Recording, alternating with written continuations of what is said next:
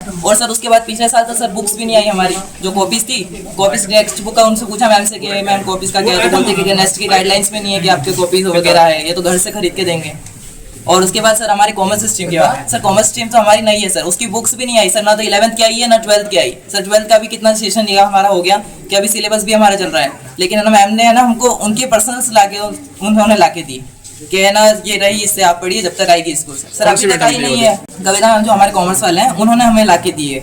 और सर अभी सामान देखिए सर आप, ये जो सामान है जो हमको मिला है सर, अब ये बताइए आप, ये जो छोटे छोटे सामान दे रखे इतना, अब सर ये भी बोला 1.5 महीने का है, लेकिन सर है ना जो आप सर देखिए, आप खुद ही सोचिए 3 महीने का सर, 3 महीने का देखिए सर, आप ये बताइए आप चला लेंगे इससे 3 महीने? सर हम प्रिंसिपल मैम के पास जा ही नहीं सकते, अगर हम उनके पास जाने बोलते हैं तो बोलते हैं कि वो टीचर्स को बोलते हैं कि टीचर्स आप लोग ही वो करो,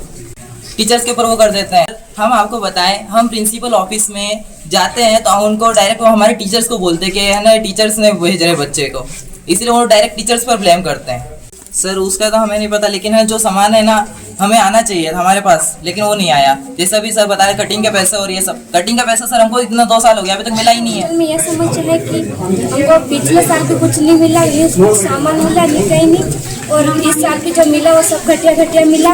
और वो भी आधा सामान मिला और आधा नहीं मिला। पढ़ाई की बुकें भी हमको पूरा नहीं मिली,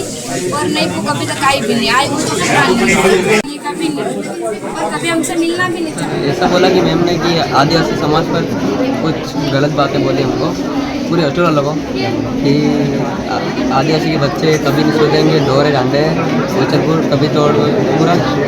मैं कभी सुधरोगे नहीं, आदिवासी रहोगे, जंगली जानवर कुत्ते या तो वो डॉक्यूमेंट में तो वो निकालती नहीं है, क्योंकि वो वैसी बात है, डॉक्यूमेंट निकालेगी तो हम जवाब दे देंगे, वो उनके अगेंस्ट भी जा सकता है, लेकिन वो मेंटली बहुत ज़्यादा प्रेशराइज करती है, और बिल पर साइन करवाने की जब हम क्लास ले रहे होते हैं तब वो बीच क्लास के बीच में बुलाती है हमें, और अगर ना जाए तो फिर डांट पड़ती है। बिल्कुल पूछा कि पिछले साल तो सामान आया ही नहीं है, रिसीविंग पता नहीं कहाँ से ले लेते हैं, ठीक है अभी साइन कर दो, आप यहाँ कर दो, आप यहाँ कर दो, अगर कोई ऑब्जेक्शन उठे तो फिर मतलब जो ऑब्जेक्शन उठाएगा वो मरेगा। आपकी APR खराब कर दूंगी मैं, रिपोर्ट मुझे ही लिखनी है, ठीक है AC के ऊपर अधिकारियों को लिख के दे दूंगी, आप कोऑपरेट नहीं कर रहे हो, तो वो किसी भी तरीके से अगर दिया तो वो आराम से बोलेगी, आराम से अगर काम हो गया तो ठीक है, वरना फिर धमकी पर आती है। रखा है सर, आज ही वही चीज़ है कि 10 मरेंगे कोई बात नहीं, किसी का तो भला होगा, तो आज हमने एक्शन लिया। मेरे द्वारा कई बार बिल रोकी जा चुकी है, लेकिन इनसे दबाव में साइन करवा लेती है, ना मुझे सामान चेक करने देती, बोलती है भौतिक सत्यापन, क्यों बिल्स में जो डॉक्यूमेंट्स लगते हैं उनमें इनके साइन ले लिया जाता है कि इन्होंने सब कुछ कर लिया है, आपको कोई जरूरत नहीं है सामान चेक करने कुछ करने का, बिल निकालो। मतलब आ गया तो मैडम ने फिर बोला